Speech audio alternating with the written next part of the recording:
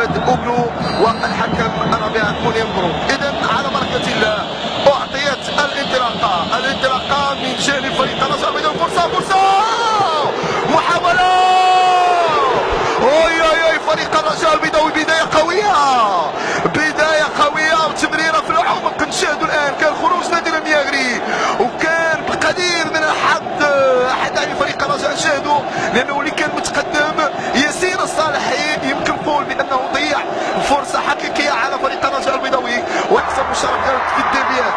تعود الآن الصراع غادي يكون كبير داخل خط وسط الميدان لياسين الصالحي. الآن ياسين الصالحي يرجع ورا الآن توخر تبحث على تمرير الكرة. ياسين الصالحي ترفع ويكتب التسلل ما كاينش تسلل. فرصة تضيع لفريق الرجاء البيضاوي بطريقة يمكن أن نقول لا تصدق. ياسين الصالحي كانت تمريرته ممتازة ما كانش موقع جيد يخلي الاستقرار وجه لوجه ونادي المياغري يرقد مرماه من هدف شبه محقق. فرصة حقيقية تضيع لفريق الرجاء البيضاوي، فرصة أتيحت على طبق من ذهب وليس بعد إصابة اللاعب عبد الرحمن المساسي. محاولة الآن لصالح فريق الوداد البيضاوي. كرة الآن في الجهة اليسرى. إذا محاولة الآن عبد الحق أي تعريف شنو غادي يعمل الآن؟ كيحاول أنه يتوغل. ممتاز أي تعريف. ماذا غادي يفعل أي تعريف الآن؟ كيبحث عن عمر يسدد. إذا تسديدات عبد الحق أي تعريف أكيد بأنه أي تعريف في 5 دقائق.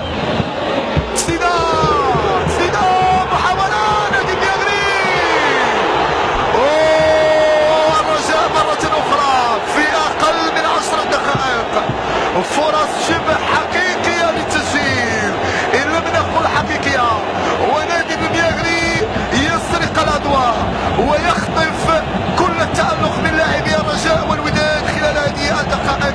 3 تدخلات في 3 محاولات وتدخلين في هذه المحاولة الأخيرة كانت السيدة الأولى صدها نادي المياغري كانت صعبة بعد تغطية جيدة من نادي المياغري بايلة وعودة جمال العلوي الذي أنقذ بدوره وأكمل عمل نادي المياغري. إذا محاولات حقيقية. إذا مر أنا على أنه نادي المياغري نقطة وقوة ضاربة في الوداد لم يكن خاطئا، لأنه نادي يكون خطير على مرمى الحارس طارق الجرموني لأنه كانوا 5 لاعبين على 4 لاعبين. تعود الآن محاولة صالح فريق الوداد البيضاوي. عبد الحق أي تعريف غادي يحاول أنه يراوغ. عبد الحق أي تعريف حاول المراوغة ولكن كيف ما كيقول الحكم بحث عن التمويه كسب مراوغة تعود بالصدفة لعبد الحق أي تعريف. محاولة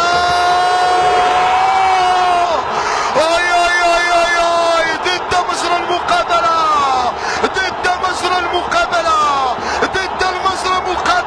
محسن يزور يقلب الطاولة على رجاء ويسجل الهدف في الدقيقة 30. ما صعداتش الوداد البيضاوي، ما ضغطاتش الوداد البيضاوي، ولكن اتيحت لها فرصة. قلت بأنه عبد الحق أي تعريف هو قوة ضارب لفريق الوداد البيضاوي، هو صانع الألعاب وهو النمبر 1 بالنسبة للاعبي فريق الوداد.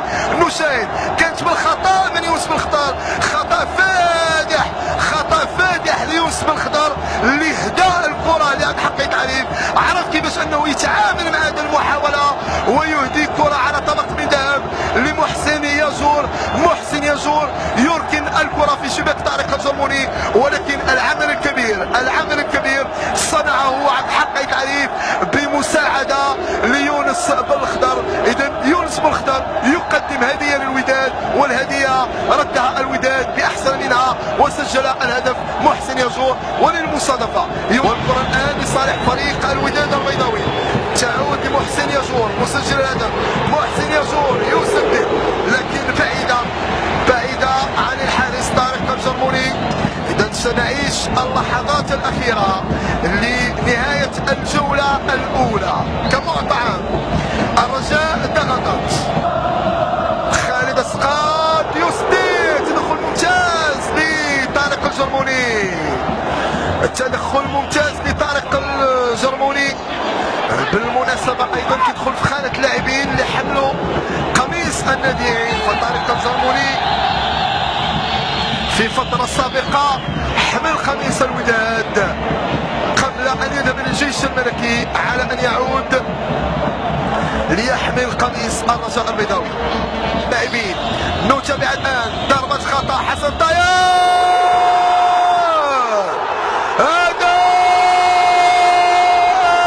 هدف للرجاء البيضاوي. نذير فأل خير طرد العلوي، ونذير شؤم على الوداد طرد جمال العلوي. هكذا هي كرة القدم، هكذا هي كرة القدم. علوي مفترق المقابلة، غادر المقابلة، لم يغادر طويلا، ثواني معدودة. حسن الطير يعيد المقابلة إلى نقطة البداية. ضربة خطأ نفذت بعناية بارعة، نفذت بعناية متألقة، نفذت بدراسة جيدة في الزاوية 90، ترتطم بالقائم العلوي وتغالط نادر المياغري.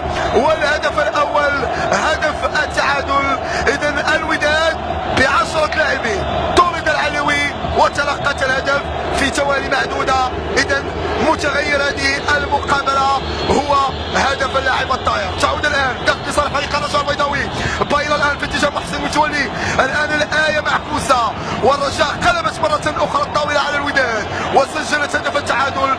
الوداد عليها أن تواصل نفس أداء الجولة إن أرادت، نفس أداء الجولة الأولى إن أرادت المحافظة على إيقاع الجولة الأولى، لأنه إكراه آخر أمام الوداد. طرد أحد أبرز لاعبين اللي هو جمال العلوي. اعتقد بانه الهدف مشروع ولا غبار عليه. نادر عد الى مرماك لانه الهدف مشروع ولا غبار عليه. خليل الرويسي لم يرفع اشاره الهدف الا بعد ان راى وتلقى اليقين من الحكم المساعد الثاني، وبالتالي هدف مشروع لرجاء وتشتعل المدرجات، ولكن هذه المره بالوان خضراء وبيضاء، الوان الرجاء البيضاوي. اذا هذه هي حلاوه الديربي، هذه هي حلاوه كره القدم. سبق وانا سلفت الذكر، قلت لكم باني لا ودادي ولا رجاوي، فيا رجاوي نم هادئ البال، ويا ودادي كن مرتاح البال، فلكل ذي حق حق. كانت فرصه وكانت كذلك مرتبه مستحقه. لونزين يكون الان هجوم خطير لفريق الرجاء البيضاوي. محسن متولي، يا مياغري يا مياغري، نجم المقابله بدون منازع، نجم المقابله، هدف شبه محقق، تمريره ممتازه من محسن متولي ولونزين يكون، وباقدام نادي المياغري يبعد هذه المحاوله. نادي المياغري قدره خلال هذه المقابله ان يصد بالايدي وكذلك بالارجل. اذا مباراه يمكن اقول بانه لنادي المياغري نصيب الاسد في التالق. الليوي احدث زلزله في دفاع الوداد، واصبح نادي المياغري مجبر على التدخل في اكثر من محاوله. اذا جانب قبل ان يلتحق في 7 اكتوبر من موسم 2010 محاولة خطيرة للرجاء البيضاوي. مثل الكرة كيكونوا صعاب، مثل الكرة كيكونوا صعاب، وتدخل جيد لنادي المياغري، تدخل جيد لنادي المياغري بسرعة. رشيد السليماني الآن ضغط جانب الرجاء البيضاوي. محسن متولي، محاولة لصالح فريق الرجاء، يوسف الخضار، نادي يحق لكم